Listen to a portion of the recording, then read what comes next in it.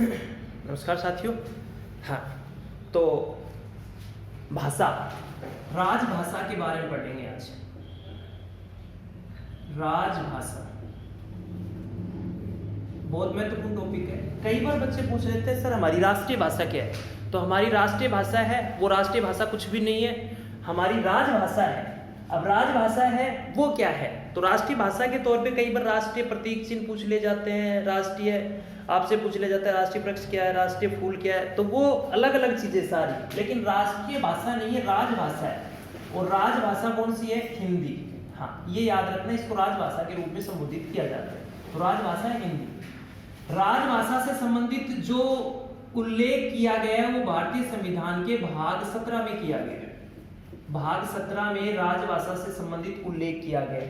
और ये किस अनुच्छेद में है? अनुच्छेद 343 से लेके 351 तक। अनुच्छेद 343 से लेके 351 में राजभाषा से संबंधित और उल्लेख मिलता है। अब बात आती है कि भाषाओं का उल्लेख किस अनुसूची में है। तो भाषाओं से संबंधित अनुसूची है, वो अनुसूची कौन सी है भाई? 8वीं अनुसूची है। 8वीं अनुसूची में भाषाओं का उल्लेख है। अब बात आपसे पूछी जाती है कि 8वीं अनुसूची है, उसमें वर्तमान में कितनी भाषाएं सम्मिलित हैं, या संविधान में वर्तमान में कितनी भाषाएं सम्मिलित है? तो संविधान में वर्तमान में 22 भाषा सम्मिलित है। अब 22 भाषा कैसे सम्मिलित हुई? क्वेश्चन आपसे पूछा जाएगा 8वीं अनुसूची में मूल कितनी भाषा है? मूल अनुसूची भी 8 थी और 8वीं अनुसूची में जो भाषाओं का उल्लेख है उसमें मूल कितनी भाषाएं? तो मूल भाषा हुआ करती थी 14 मूल भाषा थी। तो अब आपसे पूछेगा कि 14 के बाद में ये 22 कैसे हुई? तो देखना, 15वीं भाषा के रूप में जोड़ा गया था सिंधी भाषा को। 15वीं भाषा के रूप में किसको जोड़ा गया था? सिंधी भाषा को। 21वां संविधान संशोधन 1967 के तहत जोड़ा गया था। 15वीं भाषा है वो 8वीं अनुसूची में जोड़ी गई थी सिंधी भाषा, और 21वां संविधान संशोधन 1967 में हुआ था, उसके तहत जोड़ी गई थी। ठीक है। फिर 15वीं भाषा के बाद में 3 भाषा एक साथ जोड़ी गई। और 3 भाषा एक साथ कौन कौन सी जोड़ी गई थी? 16, 17, 18। हालांकि कोई क्रम नहीं है ये, लेकिन 3 भाषा एक साथ जुड़ी थी। और 3 भाषाएं कौन सी? न से नेपाली, मैं से मणिपुरी और कै से कोंकणी। ये याद कर लेना इसे। हाँ, क्योंकि कई बार कंफ्यूज हो जाते हैं कौन कौन सी होंगी। तो नेपाली, मणिपुरी, कोंकणी, ये 15वीं भाषा के बाद में 3 भाषाएं एक साथ जोड़ी गई थी। और संविधान संशोधन कौन सा था? 71वां संविधान संशोधन 1992। 71वां संविधान संशोधन 1992 के तहत और 3 भाषा एक साथ जोड़ी गई थी। अब बात आती है कि ये 18 होगी, 15, 3, 18, 4 भाषा एक साथ जोड़ी गई। 4 भाषा है वो एक साथ कौन सी जोड़ी गई? जिसमें नाम आता है मैथिली का, मैथिली, बोडो, संथाली, मैथिली, बोडो, संथाली, डोगरी। ये 4 भाषा एक साथ जोड़ी गई। ये कब जोड़ी गई? ये 92वां संविधान संशोधन के तहत। और 92वां संविधान संशोधन कब हुआ? 2003 में हुआ था। 18 हो चुकी थी, 4 भाषा एक साथ जोड़ी, मैथिली, बोडो, संथाली, डोगरी। और कब जोड़ी गई? 92वें संविधान संशोधन 2003 के तहत। ऐसे करके ये कितनी भाषाएं हो चुकी हैं? ये भाषा हो गई है वो 22 भाषा हो गई है। 22 भाषा कौन कौन सी हैं? हाँ, तो 22 भाषा हैं जिनमें नाम आता है गुजराती का, असमिया का, कश्मीरी का, मराठी का, हिंदी का, कन्नड़ का, बंगाली, संस्कृत, पंजाबी, मलयालम, उर्दू, तेलुगु, तमिल, उड़ीसा, है ना। वापस सुन लेना एक बार। हाँ, तो उसमें नाम आता है 22 भाषाओं में गुजराती, असमिया, कश्मीरी, मराठी, हिंदी, कन्नड़, बंगाली, संस्कृत, पंजाबी, मलयालम, उर्दू, तेलुगु, तमिल, उड़िया। ये 22 भाषाएं संविधान में सम्मिलित है। अब मैं कुछ एक अनुच्छेदों की बात कर लेता हूं जो अपने आप में महत्वपूर्ण अनुच्छेद है। ये अनुच्छेद 343, ये अपने आप में बहुत महत्वपूर्ण है। अनुच्छेद 343, इसमें क्या कहा गया? तो अनुच्छेद 343 के तहत भारत जो संघ है उस भारत संघ की राजभाषा हिंदी होगी। और जो हिंदी होगी वो किस लिपि में लिखी जाएगी? वो देवनागरी लिपि में लिखी गई होगी। अनुच्छेद 343 के तहत संघ की भाषा हिंदी होगी जो देवनागरी लिपि में होगी, ठीक है, देवनागरी लिपि में लिखी जाएगी। अनुच्छेद 344 में क्या कहा गया है कि राष्ट्रपति भाषा से संबंधित अपने परामर्श के लिए भाषा आयोग का गठन कर सकता है। राष्ट्रपति है वो अपने परामर्श के लिए किसका गठन कर सकता है? भाषा आयोग का गठन कर सकता है। फिर महत्वपूर्ण बात, इसको आप अंडरलाइन कर लेना, अनुच्छेद 345, ये अपने आप में महत्वपूर्ण है। अब आपसे पूछा जाता है किसी भी राज्य के द्वारा राजभाषा घोषित की जाती है तो वो राजभाषा घोषित कौन कर सकता है? तो राजभाषा घोषित करने का अधिकार है वो राज्य विधानमंडल के पास है। राजभाषा है वो अपनी राज्य की राजकार्य की भाषा बनाने का अधिकार किसके पास है? राज्य विधानमंडल के पास। राज्य विधानमंडल राजकार्य की किसी भी राज्य की, जैसे राजस्थान की है तो राजस्थान की राजकार्य की भाषा बनाने का अधिकार किसको है? राज्य विधानमंडल को। लेकिन किसको बना सकता है? ये जो संविधान में सम्मिलित भाषाएं उनमें से ही चुन सकता है, अलग से नहीं बना सकता। जैसे राजस्थानी है तो राजस्थानी वो संविधान में ये सम्मिलित 22 भाषाएं हैं, इनमें राजस्थानी नहीं है तो हम राजस्थानी को अपनी राजकार्य की भाषा नहीं बना सकते। राज्य विधानमंडल कर सकता है ऐसा काम, लेकिन वो कब? जब संविधान में सम्मिलित हो तब। लेकिन 22 भाषाओं में राजस्थानी सम्मिलित नहीं है। समझ में आ गया होगा? वापस सुन लेना।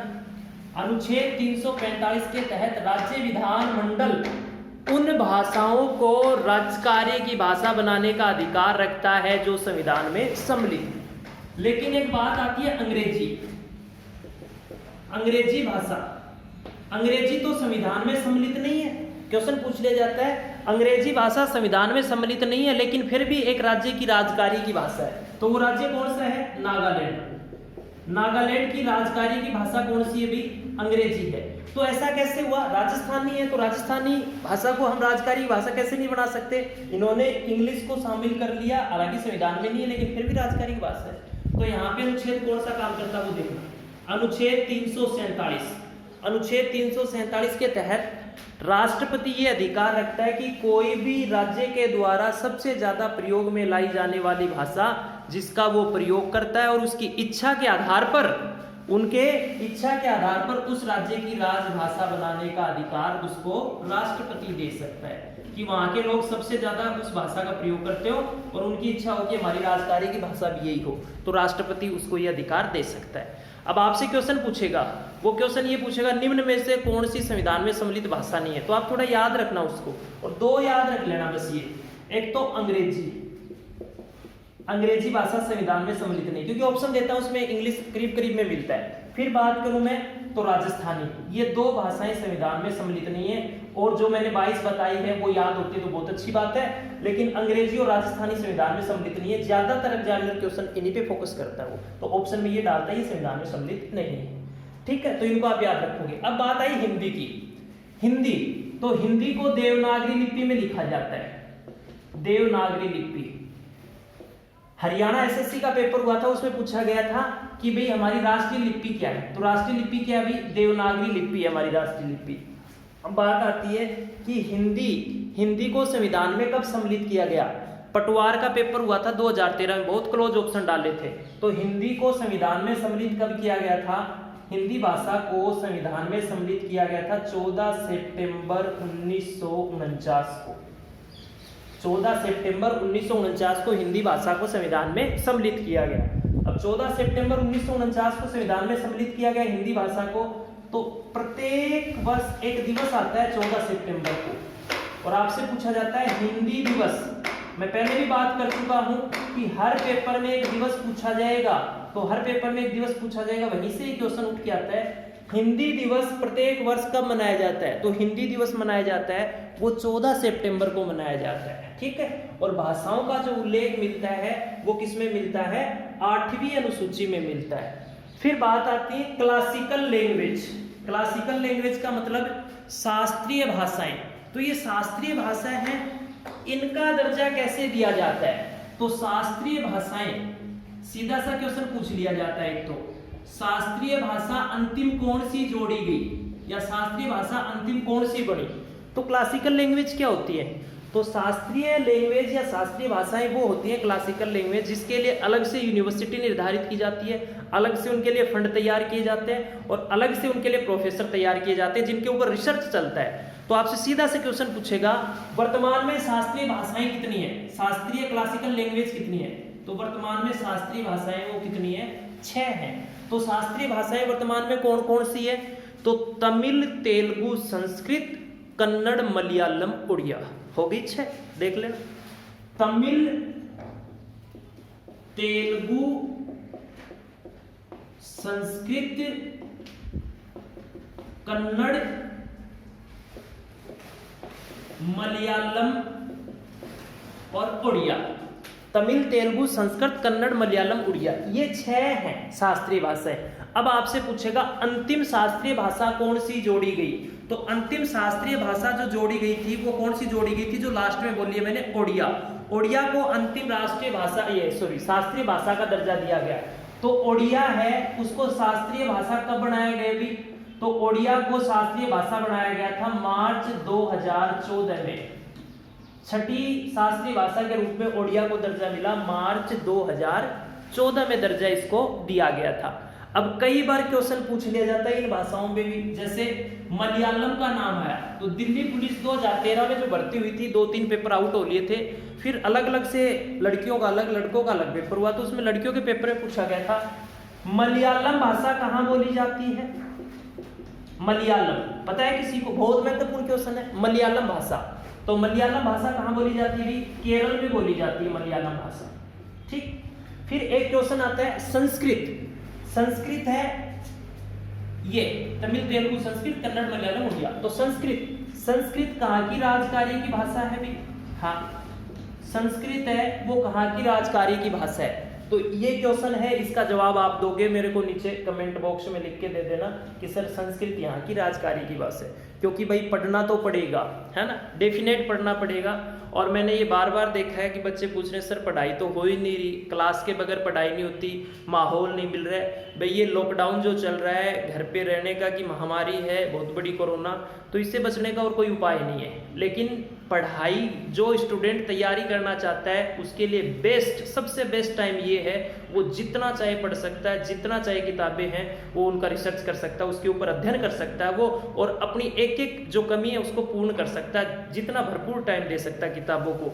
तो आप ये मत कहो सर टाइम पास नहीं होता, टाइम पास करने के लिए टाइम नहीं है भाई, ये सबसे बढ़िया टाइम है जिसमें आप अपनी तैयारी कर सकते हो। क्योंकि अधिकांश बच्चे हैं वो आउट ऑफ सर्विस हैं, क्यों, क्योंकि किताबों से उसका मोह हट गया है। तो इसलिए आप अपना ज़्यादा से ज़्यादा टाइम देके इनको और भाई पढ़ाई शुरू कर दें, क्योंकि जब भी ये हालत सुधर जाएगी उसके बाद में जब और पेपर होंगे तो उसमें आप टॉप करोगे अगर पढ़ते हो तो, क्योंकि इससे बेस्ट टाइम आपको नहीं मिलेगा। और 2 महीने की, भाई पूरी साल की चीज़ है, 1 वर्ष की चीज़ है, वो 2 महीने में कैसे कवर करोगे। तो जो जो टॉपिक आपको आ रहा है उसको क्लियर करते जाओ, नहीं आता है वो कमेंट बॉक्स में छोड़ दो, सर ये टॉपिक करवाइए, उसके ऊपर अपन बात भी करेंगे। अगर नहीं आता है तो उसको मार्क करके रखो, 2 बार पढ़ो, 3 बार पढ़ो, जो भी क्वेश्चन नहीं आ रहा है, जो भी टॉपिक नहीं आ रहा है उसको मार्क कर लो, किताब में कर लो, अपने नोटबुक में लिख लो ये टॉपिक नहीं क्लियर हुए, या तो उसको कमेंट बॉक्स में छोड़ो, अपन यहाँ पे उनकी चर्चा करेंगे। कमेंट बॉक्स में नहीं छोड़ते हो फिर भी समझ में नहीं आया, मान लो ऐसे तो हो ही नहीं सकता, तो जब क्लासेस शुरू होंगी अपनी उन क्लासों में अपन उनकी बात करेंगे। ये भी क्लास चल रही है अपनी, कोई दिक्कत नहीं है, तो आप कमेंट बॉक्स में टॉपिक का नाम लिख के छोड़ दो कि सर ये टॉपिक करवाइए आप, है ना, तो उसी टॉपिक पे बात होगी। तो भाई पढ़ाई शुरू कर दो, सबसे बेस्ट टाइम है, इससे बढ़िया टाइम नहीं हो सकता। तो आपका मेरे लिए तो यही कहना है कि भाई आप जितनी ज़्यादा पढ़ाई करोगे वो बेस्ट रहेगा, क्योंकि इसका फ़ायदा आप ही उठा सकते हो, क्योंकि पूरा माहौल बिगड़ा हुआ है। लेकिन स्टूडेंट है वो स्टूडेंट इससे बच भी सकता है और घर पे रह के बढ़िया तैयारी कर सकता है। तो इसलिए आप अपना ध्यान रखें और पढ़ाई है उस पर ही ध्यान रखें, ठीक है।